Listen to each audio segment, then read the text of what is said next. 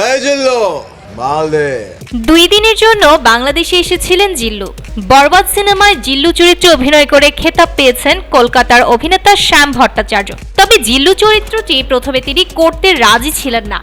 শাকিব খানের সঙ্গে screen share হওয়াতে কাজটি করতে রাজি হন শ্যাম। তিনি বলেন, জিল্লু চরিত্রে বাংলাদেশের অন্য একজন অভিনেতার অভিনয় করার কথা ছিল, কারণবশত তিনি করতে না পারায় চরিত্রটি আমাকে করতে হয়েছে। তবে প্রথমে জিল্লু চরিত্রটি করা নিয়ে আপত্তি ছিল আমার। তারপর যখন জানলাম সিনেমায় শাকিব খানের সঙ্গে আমি অভিনয় করব এবং সিনেমার শুটিং হবে মুম্বাইয়ে, তখন আর কিছুই ভাবিনি, শুরু করে দিলাম অভিনয় করা।